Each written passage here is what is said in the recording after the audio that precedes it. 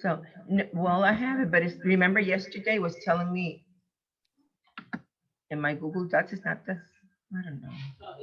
It's just the presentation, and it's what I'm displaying. It's just so that way you guys have it as well, because I link some things in there. Yeah, So I do want to make sure to be respectful to you guys' time. So I am going to go ahead and get started. So this is our first look back. Focus on just engaging fully, being clear, courageous, and direct, considering the third way, and committing to growing yourself and others. We know all of these pieces are important for our expedited growth as educators and for our students. So first thing that I want to focus on in terms of celebrations, so I got shared this graphic and I was like, wow, this provides me with a better understanding of what this baseline data really needs to be like for ourselves moving forward with this year. And when I'm looking, our baseline goal for the first common assessment cumulatively as 5th grade was to be at 50% approaches, 20% meets, and 10% masters. And what's awesome is cumulatively that happened. So on the first common assessment, we were at 57% approaches, 31% meets, and 11% masters cumulatively, which is going to make it a lot easier for us to make sure that we can get to our point for the next common assessment. For common assessment 2, we want to get to 60% approaches, 30% meets, and 15% masters. So great job, guys. Your hard work is not going unnoticed. I know that our kids are not where we want them to be altogether, but it's the first common assessment and we know where our kids were when they came in. So today we're going to really dive in to a more specific standard. And specifically today, I want to dive in to 5.9 DIII, and specifically, we're going to focus on question 11. First, I want to go ahead and focus on the fact that this was the lowest performing TEK between both of the 5th grade classes. And when we see it, we see that their mastery was anywhere between 35% and 40% averaging correct on 5.9 DIII. And so specifically, we're going to be focusing on question 11. And I always want to provide context as to why we're going to be focusing on the specific question that we're going to be focusing on. So if we look at the Gen Ed students who took the 5th grade reading tests, the correct answer was D. 25% of those students chose D, whereas 31% chose C and another 25% chose A.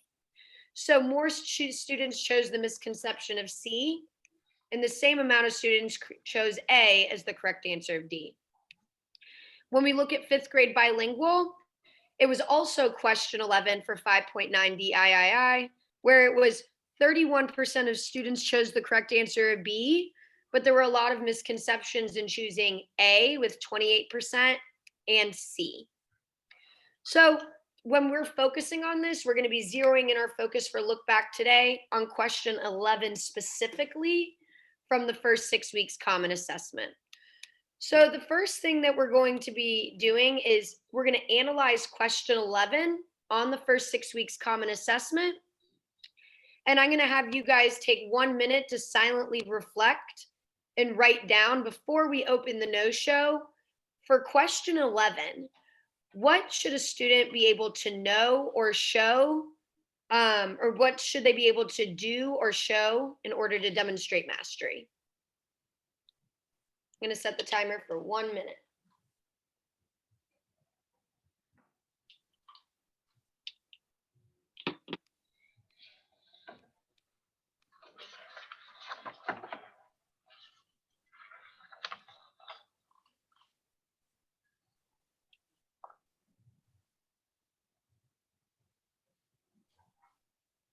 So what should a student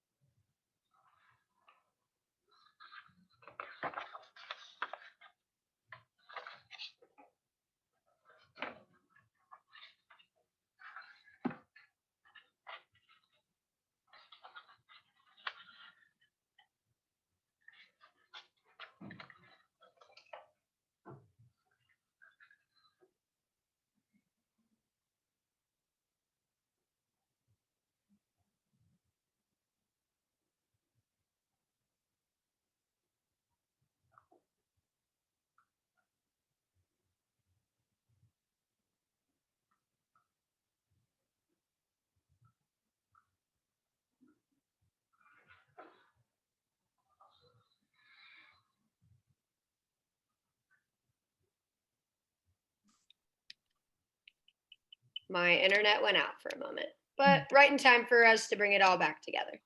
So from there, I actually went ahead and brought up our old know-in show so that we can use that within the context. But looking at question 11 specifically, is there anything that we need to be, or what should a student be able to know or show to demonstrate in mastery?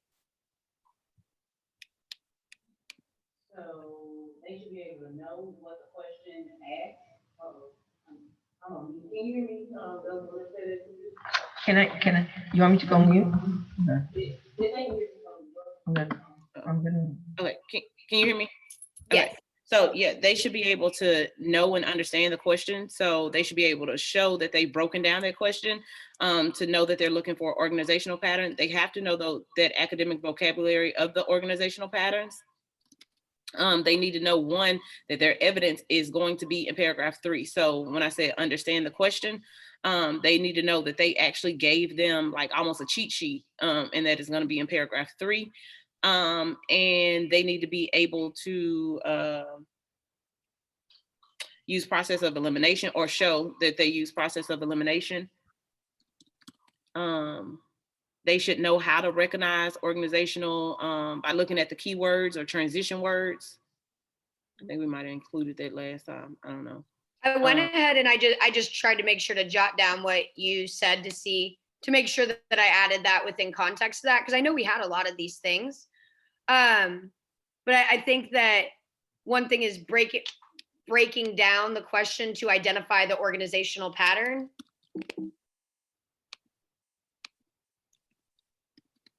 And then the academic vocabulary of the organizational pattern. What are the keywords that help to trigger that? So maybe that would go into highlight or circle the details that support the who and the what, or keywords of the organizational pattern. And then what else might be missing from what I said right there?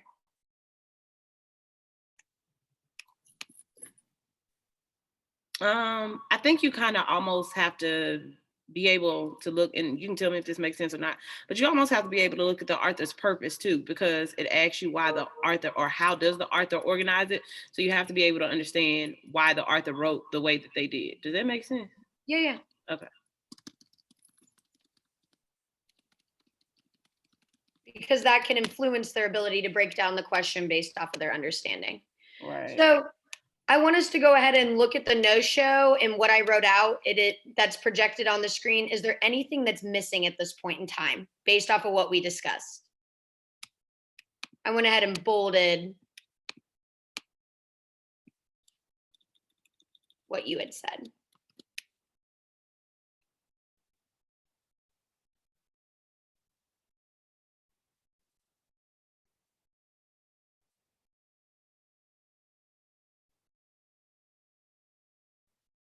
Okay. All right. So now that we've went ahead and reflected on that, I want us to go ahead and analyze the teacher exemplar. And I also want us to go ahead and look at the ACE exemplars that they had as well. I know you guys had your teacher exemplars, and then we also have the ACE exemplars. So I went ahead and linked them within the PowerPoint. So if you open it up and you click on it, it'll open straight to the ACE exemplar for you. So I want to give everyone about 2 minutes to analyze the ACE exemplar, and specifically question 11. What were the keys to the ideal answer? And you can look at your exemplar and the ACE exemplar. So I'm going to set the timer for 2 minutes.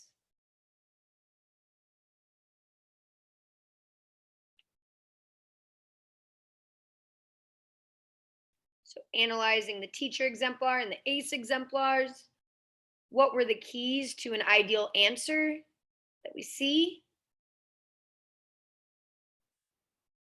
And then how does this part of the exemplar align with the standard? So what were the keys to an ideal answer that we see? And how does this part of the exemplar align with the standard?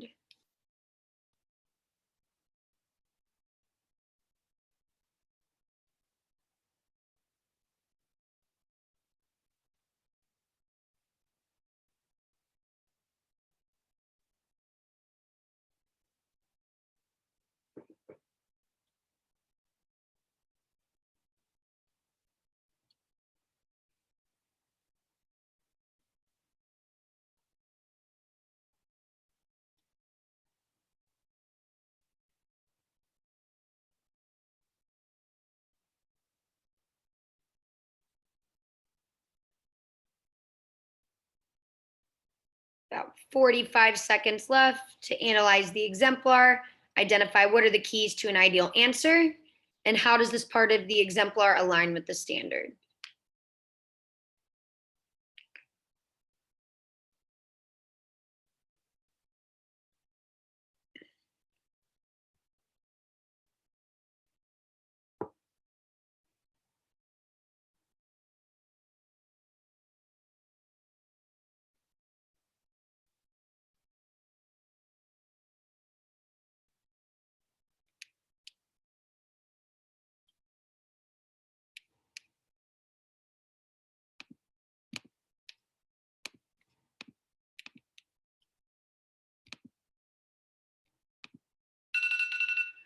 All right.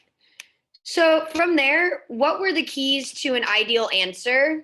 And how does this part of the exemplar align with the standard? Okay, so the exemplar aligns to the standard because one is focusing on the organizational pattern, and two, I guess this is not part of the standard, but this is something that you should do, is be able to have the text evidence. And so the exemplar has the text evidence on it. I'm not sure why the person underlined certain things instead of crossing them out. Okay. But I guess that's the process that, everybody has a different process that makes sense to them. But it does have the organizational pattern and it has the evidence to support. Absolutely. So we saw the organizational pattern and evidence to support the correct answer. Do you have anything that you would add, Ms. Perez? No, I agree with her. And they did underline it in mine too, but I think it was just to emphasize to the kiddos that those are the different ways to organize it, so they could focus and see what was the different ways to organize it, just that, so they could focus. But one thing that I see is that probably a lot of the kids, they miss that because they really have not had enough practice to annotate more when they are looking at this TEAC. So for me, I plan to give them more practice so they could see all the different ways and kind of have more time so they could recognize the different characteristics of each different organization. You They need guys more are time. literally on it. You both hit the nail on the head. You're already thinking ahead. So based off of both the things that you guys said, is there anything that we need to add to our no-show chart now that we've analyzed that ACE exemplar? Well, and we have it here in the first one, and in the what they should know, you have know the students, know the structures of information text. So I think that we need more time on that one, that we have to emphasize more, and they really need to learn what are the, like Ms. Blanton had said before, what are the key words, the transitional words, what does it look like? We need to give them more examples. Absolutely. And I went ahead and kind of bolded those pieces and expanded on that. So know the structures of informational text and specific organizational patterns, and then kind of bolded some of those specific pieces. And then there was something that Ms. Blanton also said about the strategy. What did you see them utilizing, Ms. Blanton, to kind of help once the kids would know on the exemplar, once the kids know the organizational pattern in relation to text evidence? So it was a mix of both. So on like maybe my higher students, I saw that they were actually using the process of elimination and crossing things out. This one's just for that teacher exemplar that we were just looking at. Oh, I'm sorry. No. I love that you're thinking ahead. You're good on it. I just want us to think, what did we see on that ACE exemplar that was like right there? What did we see maybe that they showed to be able to organize the organizational pattern with text evidence? So they have this T-chart. And so the T-chart helps. And so they got the text evidence from the text directly. But I like the fact more than that, T-chart, I also like the fact that they went back to paragraph 3. And if you look on the exemplar of the story, they actually have like the effect, right? Is that many kids became interested in science or inventing because of Goldberg. And so in addition to the T-chart, they have the evidence actually underlined, which, you know, our kids are already grade levels behind. So sometimes a lot of writing is not good, but they've underlined the evidence there in the Yeah. text. And even if they could paraphrase it in the T-chart and know where to go back and get it, Right. they know where to make the connection and have a strategy for it. So I went ahead and added that to the show. T-chart to identify the organizational pattern with corresponding text evidence from the paragraph underlined. So now I love that you guys are already thinking ahead, going ahead to that student exemplar now. I want you to analyze the student exemplar in relation to that teacher exemplar. And then I want you to just analyze for 1 minute, independently determining, is there a gap? And then do students have a different path towards demonstrating mastery? I'm going to give you 1 minute to analyze.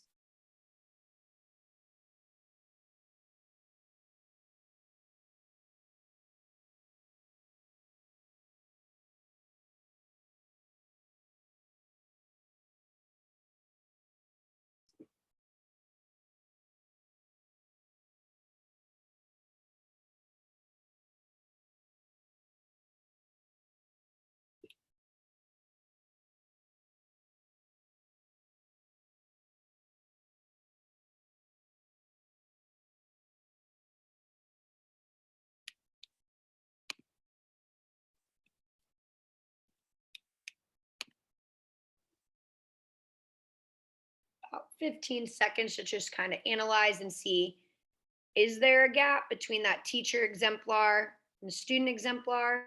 And then do students have different paths or evidence that demonstrate mastery?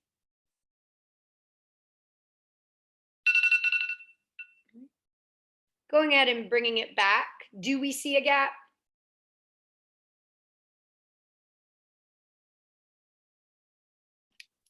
You said what? Do we see a gap between the teacher exemplar? Oh yeah, most definitely. Most Absolutely. definitely. I totally agree. Yeah, like I said before, there is a gap, and we just need to hold them more accountable for them to do the annotations. I'm working on that because they are not, Absolutely. even though you tell them, it seems like they don't want to do it. But I've been telling them and meeting with them and showing them that if they do the annotations, they will come out better in the test. So we have to hold them Absolutely. accountable. And this is even looking at the student exemplar. And we know that we have some students who have been able to demonstrate mastery without those annotations at the beginning. But we know as that text level gets higher, more academically motivated, it gets longer, it's going to be really hard for them to be able to demonstrate that same typical mastery without annotations. And we also know that when we've been looking at the student work and even specifically the answers, one of the trends is we don't see the T-chart, or we don't see them drawing the roller coaster, like if we're dealing with plot elements. So we know if we can start holding them accountable for those things, getting them used to utilizing them with a supplemental aid even, that we can hold not only our high students accountable, but that takes us into the next part where we look at our students who didn't master the student work without the annotations. So now I want us to take 2 minutes to analyze the exemplar student work and then the student work that's representative of the medium work or the low work, however the rest of the class did on this. So what are the gaps between the exemplar student work and then the rest of the student work that was representative of how most students did on this question? I'm going to set the timer for 2 minutes to independently reflect on that.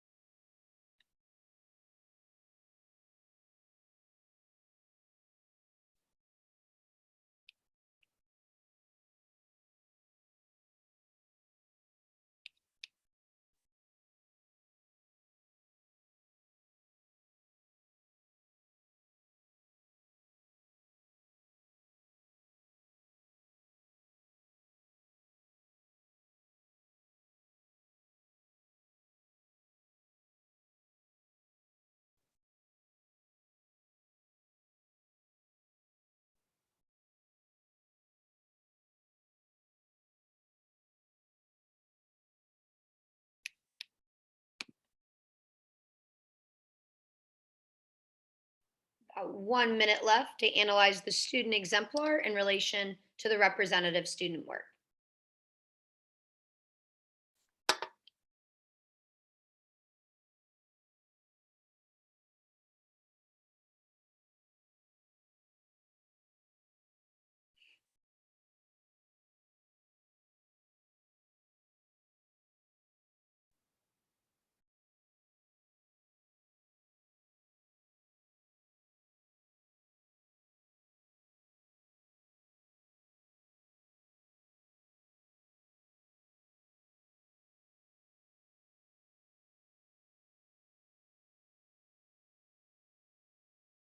Bringing it back in about 15 seconds, not only in relation to the question strategies, but maybe the difference in how students analyze that text.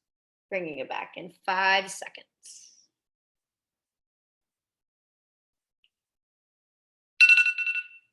All right. So bringing it back, is that gap, what was that gap for you, Ms. Perez? Well, to be truthful, I'm looking at all of them, and hardly none of my students, they did the T-chart. They didn't do it. Even the ones that master, that did pretty good, they didn't do it. But then also the ones that didn't master at all. Mhm. So I mean, I'm just gonna have to go back and work on that. Yeah. Because everything that I'm looking over here, they not even one. And that's the thing. That's why we do this, because if we don't take the time to analyze what that gap was, we can't go back and fix it. So if we're thinking about what those misconceptions are for our students, Ms. Perez, you were hitting it on the nail on the head earlier when you were saying, well, they really need to internalize the differences in those organizational patterns. Mhm. Like you guys hit the nail on the head on that, the no-show. And then not only that, they can't just know the organizational pattern, but using that T-chart to identify the organizational pattern with corresponding text evidence from the paragraph and underlining that within the text. So that goes into our gap. You guys were right on it. We know what this misconception is. The gap is that the students have not internalized the different types of organizational patterns within the text structure, or how to use a T-chart to identify the organizational pattern with corresponding text evidence. Do you guys agree with that? I mean, you guys both said everything at the same time. And this is what I took from that. When Dr. G and I were really moving forward with analyzing those student samples, we know that our kids have not been held accountable for the annotations, not only within the text in the past, but then also with showing what that T-chart, or for example, when Ms. Perez, I know you're always showing that roller coaster. We have to hold them accountable for that when demonstrating mastery. Even our students who perform higher without those annotations, I can say from my experience, I always think of Ethan Guerrero from when I was teaching 7th grade math. He might have gotten it right 80% of the time without the strategies, but when he implemented the strategies, we were able to get to him to 100%. So no kid is too high to implement strategies, and no kid is going to stay high if we don't push forward with this. And I know that you guys have exactly what that takes to have that happen. So I want us to kind of go into, how do we want to reteach this?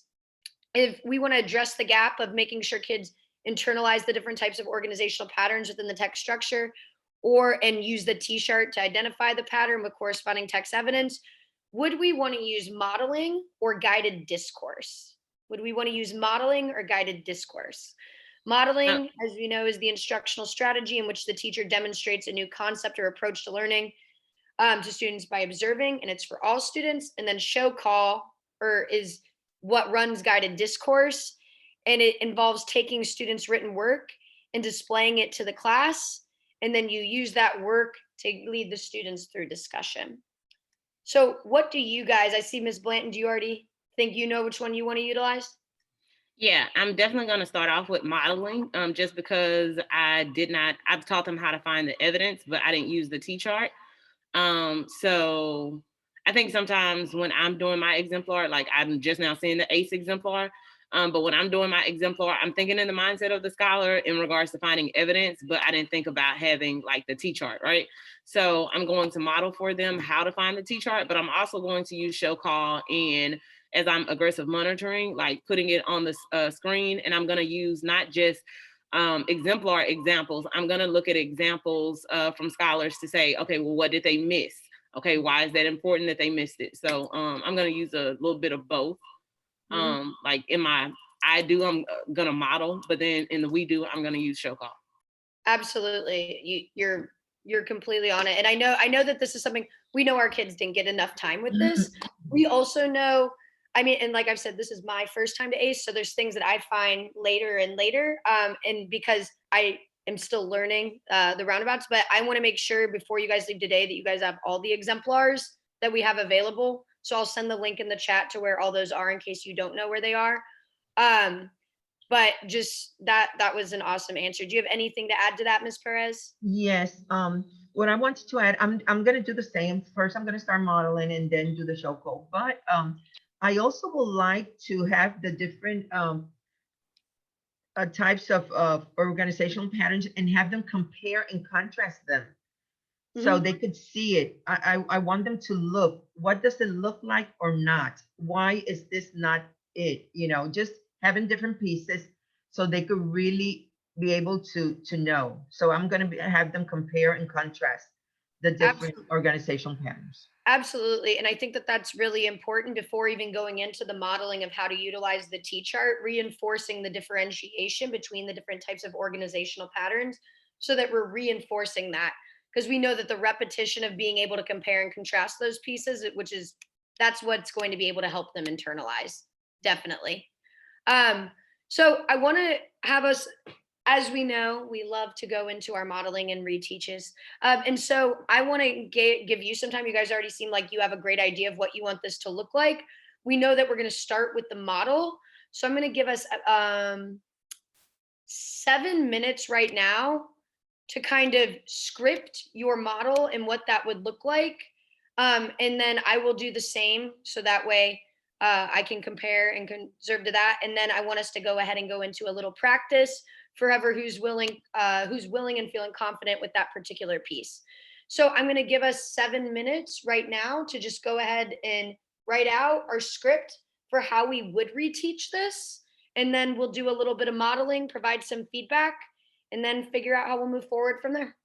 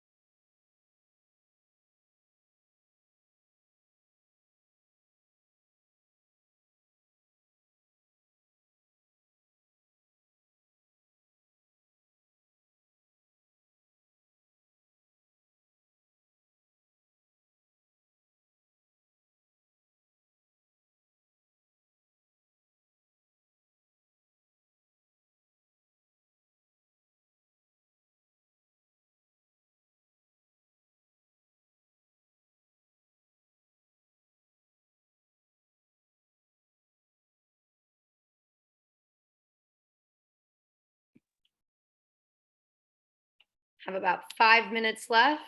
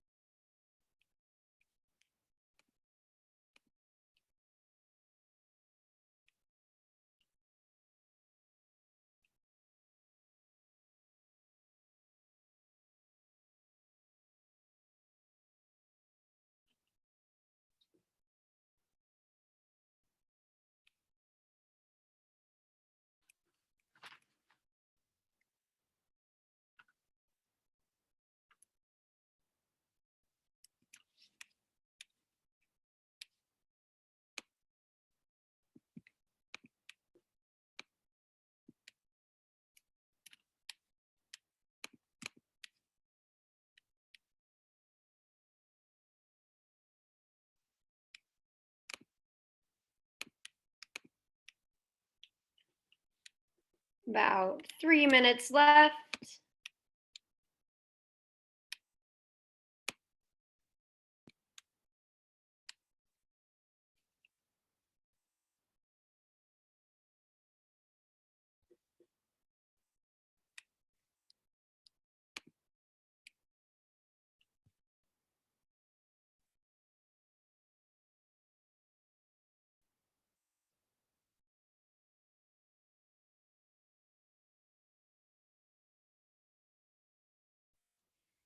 And if you get done planning your reteach, start thinking about how will you monitor to see if they're doing this correctly?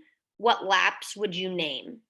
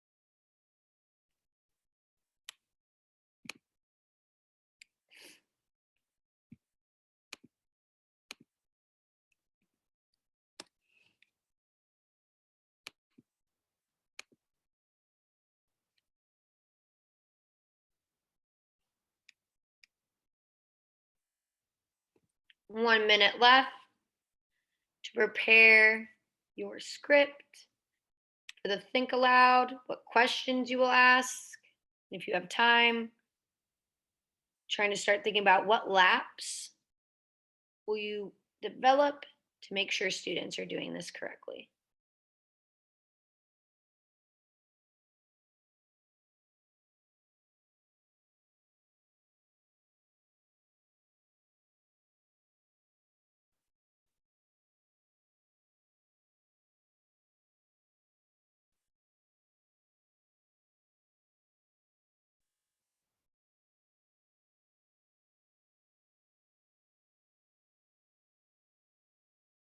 Bringing it back in about 15 seconds.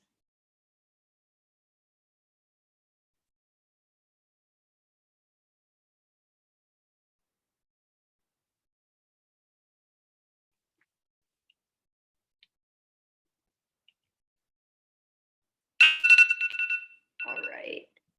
So usually I would like us to be able to take time to compare reteach plans right now.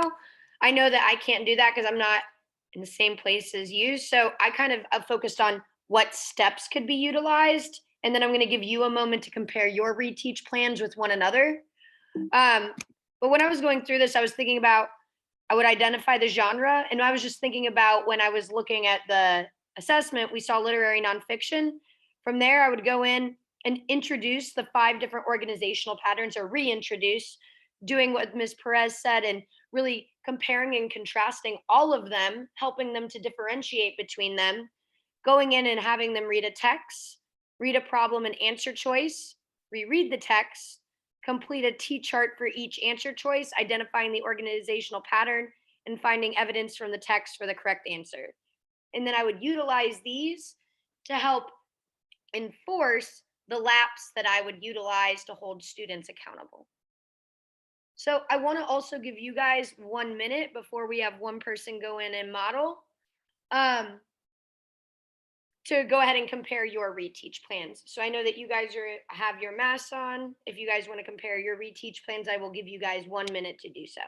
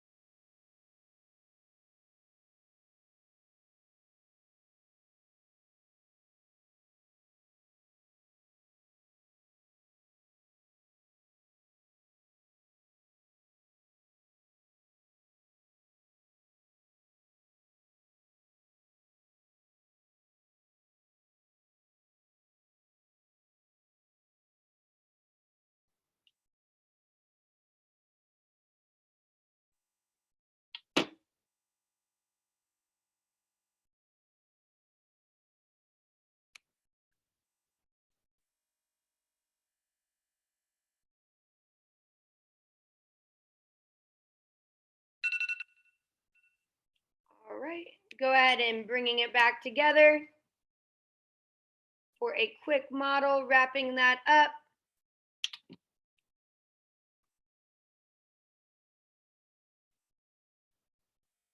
All righty. And I know that we don't have tons of time. We're still adjusting to our special stuff. And I know they had you guys waiting earlier, but I would love for us to get one person to model and receive feedback. Is there anyone who is willing to put it out there and give it a go? I'll go. All right, Miss Blanton, I'm going to set the timer for 5 minutes for you. Okay. And I went ahead and stopped sharing a screen in case you had anything. If not, you're all right. But whenever you're ready, go ahead. Okay. I'm just going to share from the story we already read. Okay. You got it. All right. Okay, scholars. We have previously looked at organizational patterns and we seem to be progressing. However, we want to not only show progress, but we want to show mastery. So I know we all want our planes to take off and we don't want any turbulence. So is everybody buckled up? Buckled up. I see you. So you're going to watch me with looking eyes, listening ears, thinking minds, and copying hands so that we can all achieve mastery. We're having looking eyes. Okay, check for understanding. Wonderful. Everybody understands. So the first thing I need to do is I need to determine the genre. As I was reading this, what did it give me? What was going on? What was the author doing? Yeah, they were giving us information. Good job. Good job. They were giving us information. And in information, there are certain text features, certain text characteristics that we see, but there's something with these 5 organizational patterns. What do we know about those? Let's see who remembers. So let's go through and see if we can write those all down. Oh, I love what I see. You have 3 out of the 5 so far. Let's see if we can get those 2. All right, I see. Okay. So as I was walking around, I see that some of us remember and some of us are kind of forgetting, and that's okay. So the 5 text structures of organizational patterns are problem and solution, cause and effect, description, sequence, or chronological order, and then compare and contrast. So step 2. So step 1, I needed to identify the genre, and step 2, I'm now going to read the paragraph or the question, okay? So we know that in our common assessment, question 11 asks us about organizational patterns, okay? So I'm not only going to read the question in step 2, but I'm going to break this question down, all right? So how does the author organize the information in paragraph 3? What are they asking me? How the author organized? Oh, that goes with those organizational patterns, right? Okay, the information. So it tells me again, the genre is informational. And in what paragraph? Ms. B told me if they told me a paragraph, it's a cheat sheet. Paragraph 3. Wonderful. So based on the examples that I showed you earlier, we now know what things to look for, right? So we know what to look for in our paragraph. So step 1, we determine the genre. 2, we've read the paragraph and the question and we've broken it down. Now we got to go back to what paragraph?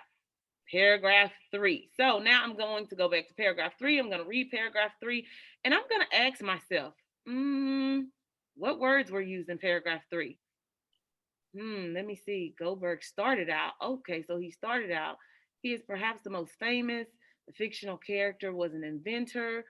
Many kids became interested in science or inventing. Oh, look at this word, because. I love that word, because. Great job. I love that word, because. Because is one of, it goes with what organizational pattern? Who remembers? Anybody? Anybody? Okay, it's fine. It goes with, anybody? Because goes with cause and effect. So if I go back down, I've seen what words were used, and I need to ask myself, why did the author write this? Now, remember my topic, who we was talking about was Goldberg. Goldberg. So what did it tell me about Goldberg? It told me what he started off as, but it also told me some things about why kids became interested in science. It was because of who? Because of Goldberg. Okay, look at that. Look at that. So are we comparing 2 things? No, Ms. B, we're not. Are we looking at a problem and a solution? I don't see a problem. Do you? No, I don't see a problem either. Are we looking at something that goes in order of something? Well, did tell me at first he was a cartoonist and told me he was a writer and told me this, and now people, so I don't know, maybe Miss B, is my evidence strong or weak, y'all? My evidence for that would kind of be weak, not strong. We always want strong evidence. Okay, so let's look at description. Did they describe something? They kind of described something, but did they give us a cause and effect? Did they tell us what happened and why it happened? They told us that Goldberg became a cartoonist and writer. Because of that, these kids are interested in science. Oh, do we have some strong evidence? We have strong evidence. So we have read the paragraph and the question, broken it down. We have gone back. We've analyzed what the paragraph, why the author included this. The author's purpose was to inform us, but to tell us why kids are interested because of Goldberg. And so now let's see if we can go back to this question. So question 11. Okay, we're going to draw this T-chart. And on one side, we're going to have text evidence, the other side, organizational patterns. What do we see in the evidence? We saw And that. I know that was super quick, but time is up, Miss B. I know it is impossible to teach all the organizational patterns and a corresponding T-chart in 5 minutes, but you did an awesome job. Thank you. I want to say, I can already see how you're going to go ahead and roll this out. My curiosity and I know that there's not enough time to go ahead and find that, but what is your graphic organizer going to look like for the different organizational patterns, and how you can find evidence from the text to support each one of those as you're demonstrating and helping them to compare and contrast? And then my only other wondering is because we didn't get quite into this piece, when you do the T-chart for the question choice, do you plan on taking each of the organizational patterns and going back to see if there's text evidence for each one to helping them to see how to model it? Or did you plan on just showing them how to use it for cause and effect? So for right now, I want to take each and every organizational pattern just because we're in the beginning stages of it. But in regards to my, what is it called, anchor chart, I had Ms. Jimenez print one for me, but it has like the pictures for my ELLs where it shows them like what it looks like. And then it also has like the keywords on there and or transition words or whatever. And so that's going to be the anchor chart that I use, but I'll also probably create like a T-chart so that I can use that as well as an anchor chart. Absolutely. And we can No, that's awesome. I was just wondering because I'm like, I could see you going through each answer choice, writing, compare and contrast, and then going back and seeing if there was text evidence for Text it. evidence, If there's not, crossing that one out, then going to logical order, then going to classification, then to cause and effect. So that way they see how they can use it for each one. So you're right on it. And then I know Dr. G, did you have some quick feedback? I know that we're Oh, almost. yes, you did an effective check for understanding. Thank you for that. And like Ms. Mockle was saying earlier, is that I just was curious about the anchor chart, like if you're going to have an anchor chart for the students to refer to as you teach the organizational patterns or the text structures for nonfiction. And as you teach that, will you have them compare how they know one is not the other one, like you were saying earlier in your model? Yep. Thank Excellent work, Miss B, as always. And I appreciate all you guys, your engagement today. Just super quick, before we close out, we know that this was our first look back. So every time we meet for look back, you know how we said we'll have a spiral teak to reteach. This will be our spiral teak for reteaching on Thursday, 10/29. So that way, you know that you're going to do your reteach for that mini lesson. So this could be that first part of that mini lesson where you're reinforcing the organizational patterns, or it could really focus on the T-chart piece in addition. It's going to be what works best for you at that time, and then we'll analyze that, but we'll be looking for that within your lesson plan. And then now that we've seen what these gaps are with our students, when turning in the high, medium, and low student samples, if it's a mastery but with no strategy, that we're not going to consider that a mastery anymore. So let's turn in the high, medium, low student samples based on the mastery in addition to strategy application. And then also when turning in the high, medium, and low student samples, if you could label which ones are high, medium, and low, it would just make it a lot easier for Dr. G and I, because we go through and look at everyone's student samples to try to make sure that we are adequately prepared for all of you all. So do you have any questions for us at all? All right. You guys did an awesome job.